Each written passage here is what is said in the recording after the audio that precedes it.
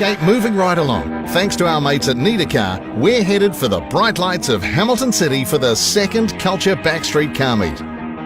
We kind of first got the idea just because there's so many shows out there that only cater for one type of car, so we've opened this up to Euros, Jappers, American, anything pre-87. We're still trying to keep with that classic vibe, and yeah, just bringing everyone together from kind of different views that's still into cars. It wasn't a car show that we could all go to as a group of friends. Like, all of our friends got maybe Japanese cars and Euro cars and obviously the lowriders, but there wasn't a car show that really included everyone.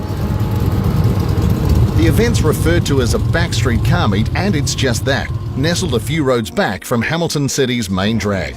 Culture's all-in approach is immediately evident too. If it's pre-87, it's welcome here, which makes the lineup a fair bit different from your standard hot rod show.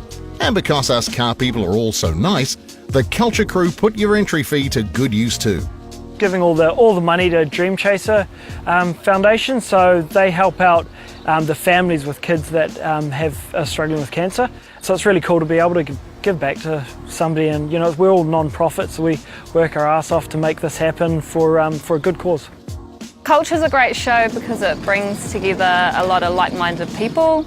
We all like cars, we all like old cars, but everyone has their own unique tastes, from hot rods to Euros and lowriders. It's a great chance for everyone to get together and support a great charity. It's organised, but it's not over-organised. You get a cross-section of all makes, models, different likes and dislikes, so it's really cool. Yeah, very relaxed day out, just easy going, bit of a donation to good charity, and yeah, hanging out with the boys. Come along, have a good day, and eat some good food and chill with some good people.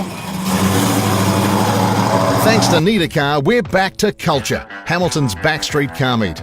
This is round 2 for the show, and while there's plenty to please most here, both the gentlemen who founded the event are what you call a little partial to the lowrider. This was further reinforced by the day's turnout, a strong showing from clubs including Carnelli's and Old School Rides, and typical of the genre, a bit of a bias towards the GM platform.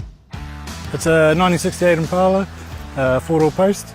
It's running 350 and 350 trans. The guy that owned it had it from brand new, the first owner. He was a corporate cab driver, worked for a limousine company, and yeah, the likes of Muhammad Ali and Cliff Richard have been for a ride in the car. The guy passed away, a mate of his bought it off the widow, and yeah, it was really done. When I bought it, I'd done about 5,000 miles in the last 5 years. I got Chris Harrison at Bad Penny. He installed a hydraulic kit for me. Just a good sound car to go cruising in, you know, family love it. 4 doors, I've got a couple of young kids, and yeah, it's real handy. Organiser Nick's Riviera was here last year, but there's not a whole lot of the car that's escaped his attention since. Yeah, slightly different. It's been a busy winter, to say the least.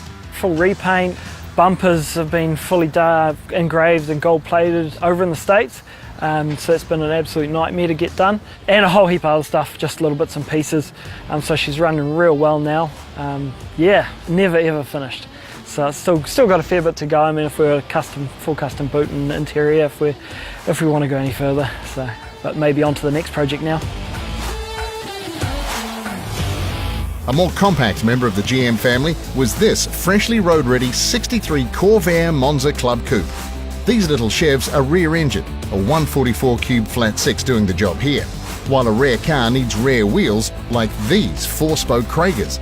The package deemed cool enough to jump the queue ahead of Plan A, a Nash Metropolitan build. I like things that are different to everyone else, and it's something I hadn't seen before, definitely hadn't seen in New Zealand, so the uniqueness of it appealed to me, and we brought it and just went from there. The plans from here on in is hopefully a paint job, if I can convince my partner into it, and just drive it and enjoy it and have some fun over summer. It's a 1956 Chev Sport Coupe, running just 350 small block. Baby small barrel, turbo 350, discs front, basically out of the natural stock. We've had this coming up probably 20 years, and we bought it originally off Pat Paul. Fortunate enough to get it off him and built it. Took about 7-8 years to get it sorted. It was a bit of a cock case, but it's a good ride now.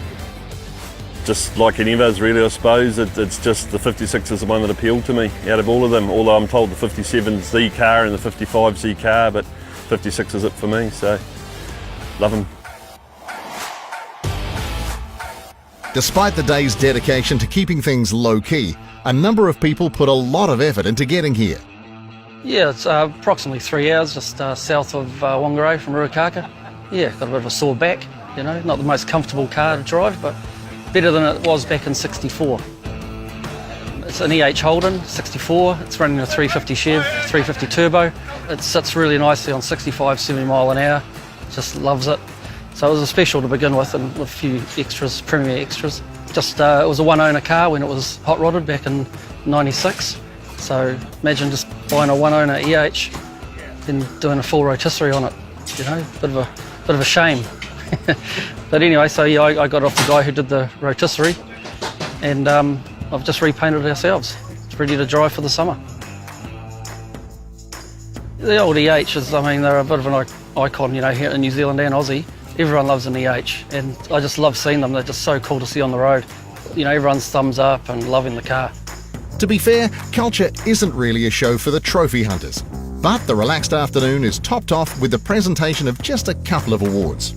Tony House's Model A Roadster nabbed Top Hot Rod. Best Muscle Car went the way of Steve Gorter's 68 Charger, while Kelvin Taylor's 60 Poncho Wagon was awarded Best Lowrider. Look out for Culture number 3 just before Christmas.